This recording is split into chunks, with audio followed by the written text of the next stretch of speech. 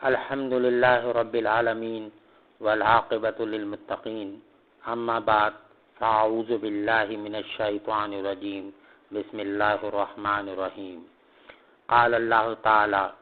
وَمَن لَّمْ يَحْكُم بِمَا أَنزَلَ اللَّهُ فَأُولَٰئِكَ هُمُ الظَّالِمُونَ، اور جو شخص اللہ تعالیٰ کے نازل کردہ قانون کے مطابق فیصلہ نہ کرے، انصاف نہ کرے، وہ ظالم ہے۔ قال النبی صلی اللہ علیہ وسلم من رغب عن سنتی فلیس منی، جو شخص میرے طریقے سے اعراض کرے وہ ہم میں سے نہیں۔ رب اشرح لی صدری ویسر لی امری واحلل عقدۃ من لسانی یفقہوا قولی۔ میرے مسلمان بھائیوں اور بہنوں، سب سے پہلے تو یہ ناچیز اور فقیر ایک مرتبہ پھر اللہ پاک کا لاکھ لاکھ احسان مند اور شکر گزار ہے، اور شکر ادا کرتا ہے کہ اللہ پاک نے اس ناچیز کو ایک مرتبہ پھر بیان کرنے کی سعادت نصیب فرمائی۔ اللہم لک الحمد و لک الشکر۔ اور تمام مسلمان بھائیوں اور بہنوں کو اس ناچیز افتخار احمد مصطفی کی طرف سے السلام علیکم ورحمۃ اللہ وبرکاتہ۔ میرے مسلمان بھائیوں اور بہنوں، آج کا موضوع جو ہے وہ بہت اہم ہے۔ معاشرے کے اندر جو کچھ ہو رہا ہے، اس لحاظ سے بھی یہ موضوع ہمارے لیے بہت اہم ہے اور سننے کے قابل ہے۔ آج کا موضوع ہے کمزوروں پر زیادتی کرنا۔ روایت میں ہے کہ رسول اللہ صلی اللہ علیہ وسلم اس دنیا سے تشریف لے جانے سے قبل آخری بیماری میں نمازوں کے اہتمام اور غلاموں پر احسان کی وصیت کثرت سے فرماتے رہتے تھے۔ یوں کہتے تھے، اللہ اللہ، نماز اور تمہارے ماتحت یعنی اللہ سے ڈرو اور نماز کو وقت پر اور ہر حال میں ادا کرنے کا اہتمام کرو، اور اپنے ماتحت نوکروں، غلاموں، باندیوں کا خاص خیال رکھو، ان پر ظلم و زیادتی نہ ہونے پائے۔ حضرت ابن مسعود رضی اللہ تعالیٰ عنہ فرماتے ہیں کہ میں ایک مرتبہ اپنے غلام کو کوڑے مار رہا تھا، پیچھے سے آواز آئی، اے ابن مسعود، بے شک اللہ تعالیٰ کو تیرے اوپر اس سے زیادہ قوت ہے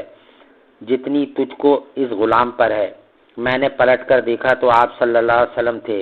رسول اللہ صلی اللہ علیہ وسلم کی ہیبت سے میرے ہاتھ سے کوڑا چھوٹ کر گر گیا، اور میں نے کہا، یا رسول اللہ، اب سے ہرگز نہیں ماروں گا، اور اس غلام کو خدا کو راضی کرنے کی خاطر آزاد کیے دیتا ہوں۔ آپ صلی اللہ علیہ وسلم نے فرمایا، اگر تم ایسا نہ کرتے تو قیامت کے دن آگ تمہیں لپیٹ لیتی۔ رسول اللہ صلی اللہ علیہ وسلم نے فرمایا، جس شخص نے دنیا میں کسی کو ظلماً ایک کوڑا مارا تو قیامت کے دن اس کا قصاص لیا جائے گا۔ نیز آپ صلی اللہ علیہ وسلم سے پوچھا گیا کہ یا رسول اللہ، ہم خادم کو کتنی مرتبہ معاف کر دیں؟ آپ صلی اللہ علیہ وسلم نے ارشاد فرمایا، دن میں 70 مرتبہ۔ ایک دن رسول اللہ صلی اللہ علیہ وسلم کے ہاتھ میں مسواک تھی۔ آپ صلی اللہ علیہ وسلم نے خادم کو کسی کام سے بلایا، اس نے ٹال مٹول کی۔ آپ صلی اللہ علیہ وسلم نے فرمایا، اگر قیامت کے دن قصاص کا اندیشہ نہ ہوتا تو تیری مسواک سے پٹائی کرتا۔ وفات سے پہلے آپ صلی اللہ علیہ وسلم لوگوں سے فرمایا کرتے تھے، اللہ سے ڈرو، نمازوں کا اہتمام کرو اور اپنے ماتحتوں پر شفقت کرو، جو تم کھاتے ہو انہیں کھلاؤ، اور جو تم پہنتے ہو اسی میں سے انہیں بھی پہناؤ، اور طاقت سے زیادہ کام کا بوجھ ان پر نہ ڈالو، اور اگر کوئی کام ایسا بڑا کروانا ہی ہے تو تم بھی اس میں شریک ہو کر ان کی مدد کرو۔ اللہ کی مخلوق کو عذاب مت دو۔ یہ سوچا کہ آج تم ان کے مالک ہو، اللہ چاہے تو یہ بھی ہو سکتا ہے کل وہ تمہارے مالک ہو جائیں۔ کچھ لوگ حضرت سلیمان رضی اللہ تعالیٰ عنہ کی خدمت میں حاضر ہوئے۔ اس وقت وہ مدائن کے امیر تھے۔ ان لوگوں نے دیکھا کہ وہ اپنے گھر کا آٹا گوندھ رہے ہیں۔ عرض کیا کہ حضرت، کوئی نوکرانی نہیں ہے کہ آٹا گوندھ دیتی؟ فرمایا کہ اس کو ایک دوسرے کا کام کے لیے بھیجا ہے۔ مجھے اچھا نہیں لگا کہ سب کام اسی سے کرایا جائے۔ میرے مسلمان بھائیوں اور بہنوں، دیکھیں ہمارے صحابہ اکرام، ہمارے آقا حضور صلی اللہ علیہ وسلم نے یعنی زیادتی، کمزوروں پر زیادتی کرنے، غلام، نوکر اور جو لوگ ماتحت ہیں ان کے ساتھ کتنے حسن سلوک کرنے کی تاکید سختی کے ساتھ فرمائی ہے، ورنہ قیامت کے دن یاد رکھا جائے کہ اس کا بدلہ اللہ پاک لیں گے۔ تو میرے مسلمان بھائیوں، آج موجودہ دور کے اندر ہم دیکھتے ہیں کہ ہمارے پاس اگر تھوڑا سا مال آ گیا ہے یا حسب نسب میں اللہ پاک نے ہمیں بلند فرما دیا ہے تو ہم اپنے ماتحت لوگوں کے ساتھ بہت ظلم و زیادتیاں کرتے ہیں، ان کے ساتھ گالو گلوچ کرتے ہیں، یہاں تک کہ ان کو بھرے مجمع کے اندر لوگوں کے سامنے رسوا کر دیتے ہیں۔ اور بعض لوگ تو اس حد تک پہنچ جاتے ہیں کہ رمضان المبارک کا بھی خیال نہیں کرتے۔ بہت سارے ایسے افسران بالا کو اس ناچیز نے خود بھی دیکھا ہے، ان کا میں نام نہیں لینا چاہتا، مگر میں نے خود دیکھا ہے کہ وہ رمضان المبارک کے علاوہ بھی یعنی عام لوگوں کے ساتھ جو ان کے ماتحت کام کرتے ہیں اور ان کے ماتحت ہیں تو وہ ان لوگوں کے ساتھ بہت ظلم و زیادتی کرتے ہیں۔ اللہ پاک سے ایسے افسران بالا کو اور ایسے لوگوں سے اللہ سے ڈرنا چاہیے۔ وہ یہ نہ بھولیں کہ اگر وہ دنیا کے اندر کسی حسب کے اوپر منصب پر فائز ہیں تو کل آخرت کے اندر یاد رکھیے کہ اللہ کے سامنے ان کو پیش ہونا ہے۔ اس وقت وہ غلام یا وہ نوکر جو آج تمہارے ماتحت ہے، کل اللہ پاک اس کو اختیار عطا فرمائیں گے اور تم سے وہ پورا بدلہ لینے پر قادر ہوگا اللہ پاک کے حکم سے۔ تو میرے مسلمان بھائیوں اور بہنوں، ہمیں اس معاملے میں اللہ تعالیٰ سے بہت ڈرنا چاہیے اور مخلوق کے ساتھ زیادتی کرنے سے، کمزوروں کے ساتھ زیادتی کرنے سے بہت بچنا چاہیے۔ موجودہ دور میں آپ دیکھیں کہ بہت سارے غریب لوگ جو ہیں وہ کرائے کے گھروں میں رہ رہے ہیں تو ان کے جو مالک مکان ہیں وہ اپنے کرایہ داروں کو بہت تنگ کرتے ہیں اور بہت پریشان کرتے ہیں، ان کی دل آزاری کرتے ہیں اور مختلف ذریعے سے بہانے سے ان سے پیسے نکلواتے رہتے ہیں، جبکہ وہ غریب بیچارے کس طرح سے بس یعنی اپنی زندگی گزار رہے ہیں اور یہ زندگی تو ایک دن جو ہے نا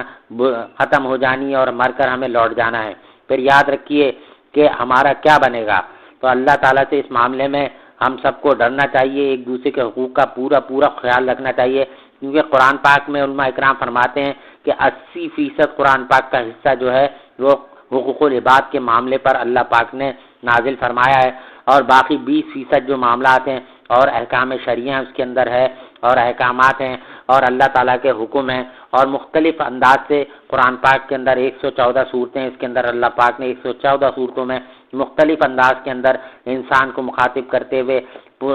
پچھلے قوموں کے واقعات بھی بیان کرے ہیں، اور اللہ تعالیٰ نے اس کے اندر یعنی عین فطرت انسانی کے مطابق قرآن پاک کو نازل فرمایا ہے۔ تو اللہ پاک سے دعا ہے کہ اللہ پاک ہمیں صحیح معنوں میں قرآن پاک پڑھنے، سمجھنے اور اس پر اخلاص کے ساتھ عمل کرنے کی توفیق عطا فرمائے، اور ہمیں اس معاملے میں بہت سوچ سمجھ کر وہ کرنا چاہیے کہ ہم سے کسی کی ذات کو تکلیف نہ پہنچے، ہم سے کسی کو تکلیف نہ پہنچے، کیونکہ ہمارے آقا حضور صلی اللہ علیہ وسلم نے ارشاد فرمایا کہ المسلم و مسلم المسلمون من لسانہ و یدہ، کامل مسلمان وہ ہے جس کی زبان اور ہاتھ سے دوسرے مسلمان محفوظ رہیں، یعنی ہمیں اپنی زبان سے بھی، اپنے ہاتھ سے بھی اور اپنے کسی بھی انداز سے جو نا ہمیں دوسرے مسلمان بھائی کو یا کسی بھی انسان کو تکلیف دینے کی کوشش نہیں کرنا چاہیے، بلکہ پوری طرح سے بچنا چاہیے، اور اگر ہمیں کسی کی ذات سے تکلیف پہنچ جائے تو فوراً ہمیں اسے معاف کر دینا چاہیے۔ اللہ تعالیٰ معاف کرنے والوں کو پسند کرتا ہے، اور جو بھی ہمارے ذمہ حقوق العباد کے معاملے ہیں ہمیں کوشش کرنی چاہیے کہ موت آنے سے پہلے اللہ پاک سے دعا کریں کہ اللہ پاک ہمارے ذمہ جو بھی حقوق العباد کے معاملے ہیں ان کو موت سے پہلے صحیح کرنے کی مہلت اور توفیق عطا فرمائے، اور جن لوگوں کے حقوق العباد ہمارے ذمے ہمیں پوری کوشش کرنی چاہیے جلد سے جلد ان سے رابطہ کر کے ان سے معافی مانگیں اور کسی بھی طرح وہ جو حق ہے اس کو معاف کروا لیں، تاکہ قیامت کے دن جو ہے ہمیں وہاں پر آخرت میں اپنی نیکیاں نہ دینی پڑیں۔ وہاں تو کوئی کرنسی چلے گی نہیں، وہاں مال و متاع، حسب نسب کچھ بھی کام نہیں آئے گا، وہاں پر صرف انسان کی نیکیاں ہوں گی۔ اگر اس کے پاس کچھ دینے کے لیے نہیں ہوگا تو جو بھی حقدار ہوگا اس کو اس کی نیکیاں دینی پڑیں گی۔ تو انسان اس بات سے بہت ڈرے اور سوچے اور سمجھے، اور اللہ سے ڈرتے ہوئے اللہ تعالیٰ قرآن پاک میں ارشاد فرماتے ہیں یا ایھا الذین آمنوا اتقوا اللہ حق تقاتہ، اے ایمان والوں اللہ سے ڈرو جس طرح اس سے ڈرنے کا حق ہے۔ میرے مسلمان بھائیوں اور بہنوں، اللہ تعالیٰ سورہ زلزالہ یعنی اذا زلزلت الارض زلزالہا، جب زمین زلزلے سے ہلا ڈالی جائے گی، واخرجت الارض اثقالہا، اور وہ اپنے بوجھ کو باہر نکال پھینکے لی، وقال الانسان ما لہا، انسان تعجب سے کہے گا اسے کیا ہو گیا ہے، یومئذ تحدث اخبارہا، اس دن وہ اپنے حالات بیان کرے گی، بان ربک اوحی لہا، کیونکہ تیرے رب نے اس کو حکم دیا ہوگا، یومئذ یصدر الناس اشتاتا لیروا اعمالہم، اس دن لوگ گروہ در گروہ اپنی قبروں سے اٹھیں گے اور ان کے حالات ان کو بیان کر دے گی۔ فمن یعمل مثقال ذرۃ خیرا یرہ، بس جس نے ذرہ برابر بھی نیکی کی ہوگی وہ اس کو دیکھ لے گا، ومن یعمل مثقال ذرۃ شرا یرہ، اور جس نے ذرہ برابر بھی برائی کی ہوگی وہ اس کو دیکھ لے گا۔ تو میرے مسلمان بھائیوں اور بہنوں، یہ دنیا جو ہے ایک جو ہے نا ہمارے لیے آخرت کی تیاری کی جگہ ہے، نہ کہ یہاں پر ہم اپنے وقت کو ضائع کریں اور لوگوں کے ساتھ زیادتی کریں اور اللہ تعالیٰ کی ناشکری کریں۔ صبح شام آپ دیکھیں ہم لوگ گناہوں کے اندر دھسے چلے جا رہے ہیں۔ رمضان المبارک کے اس بابرکت مہینے کے اندر بھی جو ہے انسان غفلت کے اندر پڑا ہوا ہے۔ بہت سارے لوگ تو ایسے ہیں، نہ نماز پڑھ رہے ہیں، نہ تراویح پڑھ رہے ہیں، نہ روزے رکھ رہے ہیں، بس صرف مال بٹورنے کے اندر لگے ہوئے ہیں۔ اللہ پاک ایسی مال سے، ایسی دولت سے ہم سب کو محفوظ فرمائے، کیونکہ یہ دولت کسی کام نہیں آنی۔ جب انسان مر کے اس دنیا سے جائے گا تو وہ عیش و عشرت میں جتنی زندگی گزار رہا ہے، لمحے بھر کے لیے بیٹھ کے وہ سوچے کہ اگر میں مر جاؤں گا تو یقین مانے نہ کوئی مولٹی فارم کا گدا ہوگا، صرف ایک سفید لٹھے کا کفن اگر اللہ نے نصیب میں رکھا ہے تو وہ لٹھے کے کفن کے اندر انسان کو برہنہ اس کے اندر لپیٹ کے قبر کے اندر پہنچا دیا جائے گا۔ اور یاد رکھیے کہ قبر آخرت کی منزلوں میں سے سب سے پہلی منزل ہے۔ جو شخص قبر کے اندر ثابت قدم رہا اور کامیاب ہو گیا تو اس کی آگے کی تمام منازل بھی آسان ہو جائیں گی، اور جو شخص قبر کے اندر پھنس گیا اور تو اس کی آخرت کی تمام منزل بھی اس کے لیے بہت مشکل ہوں گی۔ اللہ پاک ہم سب کو محفوظ فرمائے۔ اللہ پاک سے دعا ہے کہ اللہ پاک ہم سب کو صحیح معنوں میں رمضان المبارک کی قدردانی کرنے کی توفیق عطا فرمائے، پورے روزے رکھنے کی اور پوری پانچوں ٹائم کی نماز تکبیر اللہ کے ساتھ پڑھنے کی، جماعت کے ساتھ پڑھنے کی اور پوری تراویح پڑھنے کی اللہ پاک ہم سب کو توفیق عطا فرمائے۔ بعض لوگوں کے اندر یہ مسئلہ جو ہے ان کو معلوم نہیں ہے، تو ان سے میری مہربانہ گزارش ہے کہ اس مسئلے کو اچھی طرح سے سمجھ لیں۔ اگر کسی شخص نے 6 روزہ، 10 روزہ، 15 روزہ کا تراویح پڑھ لی ہے تو وہ یہ نہ سمجھے کہ وہ یہ تراویح پڑھنے کے بعد جو ہے وہ بری ہو گیا، اب اس کے اوپر سے تراویح ختم ہو گئی۔ تراویح جو ہے پورے 30 دن، یعنی چاند رمضان المبارک کا چاند دکھنے سے لے کے عید الفطر کا چاند نظر آنے تک تراویح کی آپ نے لازمی پڑھنی ہے۔ اگر آپ نے کہیں پر 6 روزہ، 10 روزہ، 15 روزہ تراویح پڑھ لی ہے تو آپ اس بات سے اب آزاد ہو گئے کہ یہ قرآن آپ نے سن لیا ہے، کیونکہ فقہ اناب کے مطابق جو ہے اس رمضان المبارک کے اندر 2 سنتیں موقع ہیں۔ ایک پورے قرآن پاک کا سننا، یہ ایک علیحدہ سنت ہے۔ دوسری پورے 30 دن جو ہے تراویح پڑھنا، یہ ایک علیحدہ سنت موقع ہے۔ تو یہ 2 سنتیں موقع ہیں۔ تو اس لیے اس بات کا اچھی طرح سے خیال رکھیں کہ اگر کسی شخص نے 6 روزہ تراویح کسی جگہ پہ پڑھ لی ہے تو وہ صرف اس بات سے آزاد ہو گیا کہ اب وہ اس جگہ جا کر تراویح اگر پڑھ سکتا ہے تو پڑھ لے، نہیں تو وہ اب کسی بھی جگہ اگر تراویح کے وقت کے اندر موجود ہے اور نماز عشاء کے بعد وہ کسی بھی جگہ پر اپنے عزیز و اقارب رشتہ دار میں کہیں گیا ہوا ہے، کہیں مارکیٹ میں گیا ہوا ہے، تو وہ تراویح اس جگہ پر اب پڑھ سکتا ہے۔ اس کے لیے آسانی ہے کیونکہ وہ ایک قرآن پاک مکمل سن چکا ہے امام کے پیچھے، اور وہ تراویح جو ہے یعنی 6 روزہ، 10 روزہ یا 15 روزہ پڑھ چکا ہے، لیکن تراویح جو ہے وہ پورے یعنی عید الفطر کا چاند نظر آنے تک اس کے اوپر لازمی ہے، اور یہ سنت موقعہ ہے فقہ اناب کے مطابق۔ تو یہ سنت موقعہ تراویح ترک کرنا صحیح نہیں ہے، اس سے ہمیں بچنا چاہیے۔ اور یہ جو ہمارے اندر غلط فہمی ہے اس کو ہم اچھی طرح سے سمجھ لیں کہ تراویح جو ہے رمضان مبارک کا چاند دکھنے سے لے کر عید الفطر کا چاند نظر آنے تک پورے 30 روزے یا 29 روزے، جب تک کہ حکومت پاکستان جو ہے یا روحت ہلال کمیٹی والے عید الفطر کا چاند نظر آنے کا اعلان نہ کریں، اس وقت تک ہر شخص نے تراویح پڑھنی ہے۔ تو میرے مسلمان بھائیوں اور بہنوں، یقیناً آپ نے اس مسئلے کو اچھی طرح سے سمجھ لیا ہوگا۔ اور ایک ہمارے یہاں پہ سب سے بڑی غلط فہمی یہ ہے کہ ہمارے گھر کے اندر ہمارے اکثر لوگوں کو جو ہے ظاہر سی بات ہے انہیں اپنی فکر نہیں ہے تو اپنے گھر والوں کی کیا فکر کریں گے، کیونکہ جیسے کہ اس فقیر نے پہلے بھی ایک مرتبہ عرض فرمایا ہے کہ اللہ تعالیٰ قرآن پاک میں ارشاد فرماتا ہے یا ایھا الذین آمنوا قوا انفسکم واہلکم نارا، اے ایمان والوں اپنے آپ کو، اپنے اہل خانہ کو جہنم کی آگ سے بچاؤ۔ یعنی پہلے تو خود پابندی کرو، شریعت پر پورا عمل کرنے کی کوشش کرو، پھر اپنے بیوی بچوں کو، اپنے گھر والوں کو بھی دین کی طرف رغبت پیدا کرو اور ان کو بھی یہ مسائل گھر میں بیٹھ کے سمجھاؤ۔ پہلے خود علماء اکرام سے سیکھو، اس کو سمجھو اور پھر اپنے گھر میں بھی اس کا اہتمام کرو۔ تو ہمارے موجودہ دور کے اندر آپ دیکھیں کہ مرد حضرات جو ہے وہ تو اپنی فکر میں لگے ہوئے ہیں، لیکن اپنے گھر والوں کی، بیوی بچوں کی، عزیزوں رشتہ داروں کی ہرگز فکر نہیں کرتے، اور خاص کر ہماری مسلمان بہنیں جو ہیں وہ اس بات سے بالکل ہی ناواقف نظر آتی ہیں کہ وہ یہ سمجھتی ہیں کہ شاید تراویح کی نماز جو ہے وہ صرف مردوں کے لیے، ایسا نہیں ہے۔ تراویح کی نماز مرد پر بھی ہے اور عورتوں پر بھی ہے۔ عورتیں چاہیں اگر پہ کہیں کسی مسجد کے اندر اگر پردے کے اندر رہتے ہوئے جو ہے تراویح کا اہتمام ہے یا کسی گھر کے اندر تراویح کا اہتمام ہے تو وہ اپنے شوہر کے ساتھ یا کسی محرم کے ساتھ جا کے وہاں پر علیحدہ خواتین کے ساتھ تراویح پڑھیں، اور خواتین کے لیے بھی تراویح پڑھنا جو ہے سنت موقدہ ہے فقہ انحاف کے مطابق۔ یعنی حضرت نعمان بن ثابت رحمۃ اللہ علیہ نے جو اپنا فقہ استنباط کیا ہے اس کے اندر جو ہے تراویح جو ہے وہ سنت موقدہ ہے، اور وہ سنت موقدہ مرد کے لیے بھی ہے اور عورت کے لیے بھی ہے، اور دونوں نے تراویح جو ہے وہ پورا رمضان مبارک کا چاند دیکھنے سے لے کر عید الفطر کا چاند نظر آنے تک مرد عورت دونوں کو تراویح لازمی پڑھنی ہے، یہ سنت موقدہ ہے۔ اللہ پاک مجھ کو کل مسلمانوں کو اس پر عمل کی توفیق عطا فرمائے، اور ہماری بہنوں سے محبانہ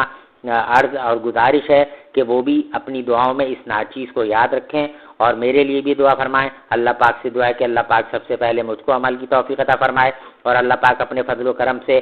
میرے اور کل مسلمانوں کے ہم سب کے زندگی بھر کے تمام گناہوں کو معاف فرما دے اس بابرکت مہینے کے صدقے کے اندر، اور آئندہ ہم سب کو گناہوں سے بچنے کی توفیق عطا فرمائے۔ جن مسلمان بھائیوں اور بہنوں نے اس ناچیز کو اس لائق سمجھ کر دعاؤں کی درخواست کی ہے، یہ فقیر ان تمام لوگوں کی دعاؤں کو اور حاجتوں کو اللہ کی بارگاہ میں پیش کرتا ہے کہ اللہ پاک اپنے فضل و کرم سے میرے تمام مسلمان بھائیوں اور بہنوں کی تمام جائز مرادوں کو دعاؤں کو اپنے فضل و کرم سے قبول فرمائیں، اور اللہ پاک ہم سب کو دائمی ایمان کامل عطا فرمائے، شیطان کے شر سے، نفس کے شر سے، حاسدین کے شر سے اللہ پاک ہم سب کو محفوظ فرمائے، اللہ پاک ہم سب کو صحت جسمانی صحت روحانی دونوں عطا فرمائے۔ جو بھی مسلمان بھائی گھروں میں اسپتالوں میں جہاں کہیں بھی جس قسم کے بھی مرض میں مبتلا ہیں، اللہ پاک سب کی بیماریوں کو دور فرمائے، مکمل شفاء کلی عطا فرمائے۔ اللہ پاک موت سے پہلے پہلے ہم سب کو جو بھی معاملات ہمارے بگڑے ہوئے ہیں ان کو صحیح کرنے کی مہلت اور توفیق عطا فرمائے۔ اللہ پاک ہمیں اخلاص کے ساتھ اپنی عبادت کرنے کی توفیق عطا فرمائے، اور اللہ پاک ہم سب کو رہاکاری سے محفوظ فرمائے۔ اللہ پاک ہم سب کو رہاکاری سے محفوظ فرمائے۔ اللہ پاک ہم سب کو رہاکاری سے محفوظ فرمائے، اور اللہ پاک مرنے سے پہلے پہلے جو لوگ بھی مسلمان بھائی دلوں میں تمنائیں رکھتے ہیں، اللہ پاک سب کو حج و عمرے کی سعادت نصیب فرمائے اور بار بار نصیب فرمائے۔ اللہ پاک ہم سب سے راضی ہو جائے اور اللہ پاک ہم سب کو اپنا بنا لے۔ وصلی اللہ تعالی علی خیر خلقہ محمد وآلہ واصحابہ وازواجہ وذریاتہ وآل بیتہ اجمعین، آمین۔ وآخر دعوانا ان الحمد للہ رب العالمین۔